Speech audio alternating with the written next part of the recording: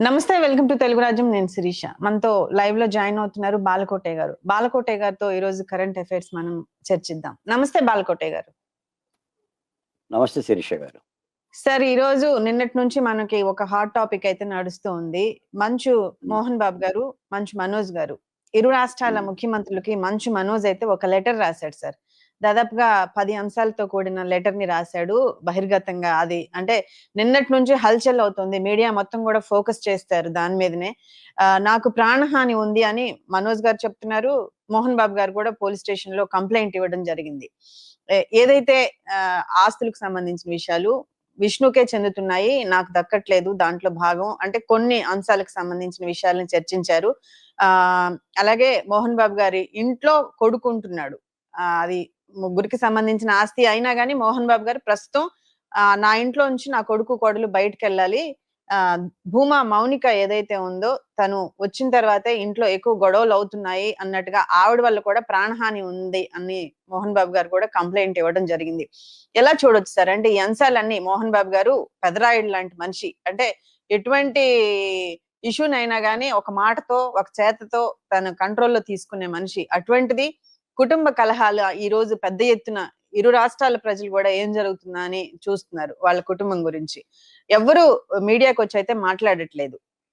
లక్ష్మి గారు వచ్చారు, పెద్దరికంగా విష్ణు గారు వచ్చారు నిన్న మాట్లాడడానికి. కానీ మనోజ్ గారు, మోహన్ బాబు గారు మాత్రమే బయటకొచ్చి కంప్లైంట్లు ఇచ్చుకోవడం జరిగింది. కానీ వీళ్ళిద్దరూ మాట్లాడట్లేదు. మధ్యవర్తులు దాని మీద వచ్చి చిన్న శ్రీశైలం గారు, యాదవ్ గారు దాని మీద మాట్లాడడం జరుగుతోంది. ఏం జరుగుతుంది అనేది అయితే కంప్లీట్ గా బయటకు రావట్లేదు సార్. మీ ఒపీనియన్ సార్ దీని మీద? శిరీష గారు నమస్తే. నమస్తే సార్. ఇది మంచు మోహన్ బాబు గారి కుటుంబ వ్యవహారం. అవును సార్.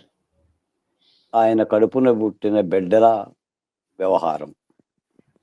ఇది మీకు నాకు సంబంధించిన అంశం కూడా కాదు. అవును సార్. కాకపోతే వాళ్ళు ఓ పబ్లిక్ ఫిగర్ గా ఉన్నారు కాబట్టి, సినిమా ఫీల్డ్ లో పెద్ద దిక్కుగా ఉన్నారు కాబట్టి, రాజకీయాల్లో కూడా అప్పుడప్పుడు మోహన్ బాబు గారి చెయ్యి కాలు పెడుతూ ఉంటుంటాడు కాబట్టి మనం కూడా మాట్లాడుకోవాల్సిన పరిస్థితిలోకి వచ్చాం. మీకు కొన్ని రకపు సినిమాలు ఉంటాయి సార్. అందులో తండ్రి కొడుకు ఇద్దరు ఉంటారు. తండ్రి పోలీస్ ఆఫీసర్ అయితే కొడుకు దొంగోడు. వీని పట్టుకోవడం కోసం తండ్రి వస్తూ ఉంటుంటాడు. ఇద్దరు కలిసి కొట్టుకుంటారు. లాస్ట్ శుభం కార్డు పడే సన్నివేశంలో వాడు కొడుకు అని తెలుస్తుంది తండ్రికి. అప్పుడు కలిసిపోతారు. కొన్ని సినిమాల్లో తండ్రి దొంగోడు, కొడుకు పోలీస్ ఆఫీసర్. అవును సార్. ఇలా ఉంటాయి కథా కమామిషులు. బహుశా మోహన్ బాబు గారు కూడా ఇలాంటి చిత్రాలు కూడా 2, 3 తీసుంటాడు. అవును సార్. వెరసి ఇప్పుడు ఆయన కుటుంబంలోనే ఈ ఆస్తుల గొడవ రసకెక్కింది. నిజానికి ఏంటంటే సంపాదించకపోవడం అటువంటి క్యారెక్టరే సార్. కొంచెం సిమిలర్ గా ఉంటది మోహన్ బాబు గారిది. తండ్రిని ఎదిరించి. నాకు అర్థమైంది ఏంటంటే శిరీష గారు, సంపాదించకపోవటం ఎంత తప్పో తల్లిదండ్రులు, సంపాదించడం కూడా అంత తప్పు. ఇప్పుడు ఆ సంపాదనే కనుక లేకపోతే మోహన్ బాబు గారి దగ్గర ఈ రకమైన గొడవలు కూడా వచ్చేవి కావుగా. అవును సార్. అంటే ఆస్తుల గొడవలు చూడండి ఎలా తలకిందులు చేస్తున్నాయో. మనం జగన్మోహన్ రెడ్డి గారు, వైఎస్ షర్మిలారెడ్డి గారి వ్యవహారంలో కూడా మనం ఇదే గొడవను చూసాం. ఎందుకంటే 100 కోట్ల రూపాయలు, 1000 కోట్ల రూపాయల ప్రాపర్టీ కలిగిన తర్వాత ఈ ఆస్తులకు సంబంధించిన వివాదాలు పెద్ద ఎత్తున కలిగిన వాళ్ళ కుటుంబాల్లో వస్తూ ఉంటుంటాయి. మోహన్ బాబు గారు మీరన్నట్టుగా ఏంటంటే ఒక క్రమశిక్షణ మారుపేరుగా, ఒక టైం టేబుల్గా, ఒక తిరుపతిలో కూడా ఒక విద్యానికేతన పెట్టి ఆయన కూడా కింది స్థాయి దగ్గర నుంచి అంటే విలన్ పాత్రధారి, ప్రత్యర్థి పాత్రధారి నుంచేసి వెదిగి దాసనారాయణరావు గారు అటువంటి వాళ్ళతో పెద్దలతో ఉండి ఆయన అలా ఎదిగి సినీ ఫీల్డ్లో ఒక ఆయన స్థాయి అంటూ ఆయన ఉంచుకున్నాడు. 2 మగబిడ్డలో ఒక ఆడబిడ్డ, 3 బిడ్డలకి న్యాయంగానే చూస్తూ ఉంటుంటాడు. మరి ఇదంతా కూడా ఏంటంటే ఇప్పుడు వివాదాల తర్వాత కలిగిన కొత్త పెళ్లిళ్ళు, కొత్త పెళ్లిళ్ళ తర్వాత కలిగిన కొత్త కోడళ్ళతో వచ్చిన బంధాలు, అనుబంధాలు ఇవన్నీ కూడా జరుగుతూ ఉంటాయి. సార్ ముఖ్యమంత్రుల్ని ప్రభావితం చేసే అంత పెద్ద వ్యక్తి సార్. అంటే కొంతమందికి సీట్లు ఇప్పియటం దగ్గర నుంచి కొంతమందిని విప్పుల వరకు కూడా రికమెండేషన్ చేస్తే ఒక మాట మీద ఇప్పుడు ముఖ్యమంత్రి కూడా పనులు చేయించుకున్న వ్యక్తి. అంటే శిరీష గారు, సార్. మోహన్ బాబు గారిలో ఎన్నైతే మంచి గుణాలని లేదా ప్లస్‌లు ఎన్నైతే చెప్తామో, హ్మ్. మైనస్‌లు కూడా అన్ని ఉన్నాయి ఆయన దగ్గర. సార్. ఆయన తోటి చిరంజీవిని కూడా అరే ఒరేనే సంబోధిస్తాడు తప్ప గౌరవించడు. హ్మ్. సినిమా ఫీల్డ్‌లో ఆయన ఒక దిగ్గజంగా, ఆఖరికి మన తమిళనాడు హీరో రజనీకాంత్‌ని కూడా అరే అని రజనీకాంత్ గారు. అంటాడు. అంటే అవును సార్. ఎంత స్నేహితులైనా, ఎంత పరిచయం ఉన్నా కూడా, ఎంత సమకాలీకుడైనా కూడా, ఒక స్థాయికెళ్ళిన వ్యక్తిని గౌరవించాలి. అవును సార్. సభలో గాని, సభికుల మధ్య గాని. అలాంటిది కూడా చెయ్యడాయన. హ్మ్. తర్వాత చంద్రబాబు నాయుడు గారిని కూడా ఇబ్బంది పెట్టిన సంఘటనలు చాలా ఉన్నాయి.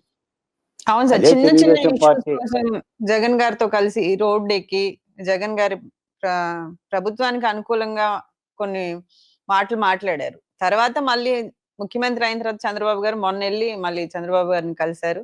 ఇటువంటి చిన్న చిన్న విషయాలు వస్తూనే ఉంటాయని చెప్పారు జనాలకి. అదే చంద్రబాబు నాయుడు గారి యొక్క చలవతో ఈయన రాజ్యసభ సభ్యుడు కూడా అయ్యాడు. హ్మ్. తెలుగుదేశం పార్టీలో కూడా ఆయన పదవులు పొందాడు. అన్ని సరే. ఆతిథ్యాలు తీసుకున్నాడు. తర్వాత జగన్మోహన్ రెడ్డి గారి దగ్గర చేరాడు. హ్మ్. ఆయన కులం లేదన్నాడు. నాకు మతం లేదన్నాడు. చాలా చాలా అవును. చేశాడాయన. అంటే అంత అవును. మనమేమి మరీ తెల్ల పేపర్‌లా భావించాల్సినంత అవసరం లేదులే గానీ, హ్మ్. కలిగిన కుటుంబాలు ఆ స్థాయి కుటుంబాలు వాళ్ళు అలాగనే ఉంటారు. మరి ఇప్పుడు హ్మ్. ఆయన కుటుంబంలో వచ్చిన కలతగా నేను చూడాలి. ఇప్పుడు హ్మ్. మీరంటమే కాదు నేను కూడా చూస్తున్నాను. సరే. మనోజ్ నుంచి నాకు ప్రాణహాని ఉందని చెప్పేసని మోహన్ బాబు గారు పోలీసులకు కంప్లెయింట్ ఇవ్వటం. అవును సార్. లేదా మోహన్ బాబు గారి దగ్గర నుంచి నా తండ్రి నుంచి నాకు ప్రాణహాని ఉందని చెప్పేసని సాక్షాత్తు మనోజు అవును ఇద్దరు సార్. ముఖ్యమంత్రులకు లేఖలు రాయటం. అవును సార్. దీని మూలాన ఏమర్థమవుతుందంటే ఆయన కుటుంబంలో అప్పుడు తండ్రి ఏం విలువలు పాటించాడేమో తర్వాత సంగతి గానీ, ఏం విలువలు నేర్పాడా? ఏ విలువలతో వాళ్ళు ఉండాలనేది అర్థమవుతుంది. ఇప్పుడు కడుపు దించుకుంటే కాళ్ళ దగ్గర పడుతుందని, నీ ఇంటి రచ్చ హ్మ్. ఎవరు తీరుస్తారు శిరీష గారు? ఎవరింటి రచ్చ హ్మ్. అయినా వాళ్ళే పరిష్కారం చేసుకోవాలి తప్ప, చట్టాలేం అవునండి. చేస్తాయి, ప్రభుత్వాలేం చేస్తాయి, ముఖ్యమంత్రులేం చేస్తారు? ముఖ్యమంత్రులొచ్చి కూర్చొని ప్రాపర్టీలు పంచుతారా? అలా హ్మ్. పంచరు గదా! అవును దానికో సార్. చట్టబద్ధత ఉంటుంది. దానికో నైతికత ఉంటుంది. హ్మ్. ఉన్న ఇద్దరు కొడుకులో, ముగ్గురు కొడుకులు వాళ్ళు సమభాగాలేసుకొని న్యాయాలుగా ఒక తోడ్పాటుగా వెళ్తారు.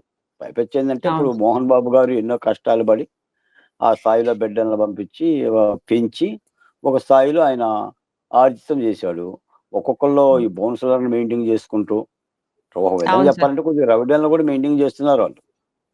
వాడు హ్మ్. కొడతాడని ఈడు కొడతాడని వాడు రౌడీలను అవును సార్. నిన్నటి పోషించుకుంటూ నుంచి దాదాపుగా 30 మందిని, 40 మందిని ఫైనల్‌గా 100 మంది హ్మ్. బౌన్సర్‌లు ఇంటి చుట్టూ ఉన్నారు సార్. వాళ్ళు పెట్టుకున్నారు, హ్మ్. వీళ్ళు పెట్టుకున్నారు. అదే ఇదేందంటే ఒక చాలా తప్పుడు కల్చర్ ఇది కుటుంబాల్లో. మరి హ్మ్. మోహన్ బాబు గారు దీన్ని ఎలా పరిష్కారం చేసుకుంటారనేది పెద్ద దిక్కుగా, తండ్రిగా ఆయనదే బాధ్యత.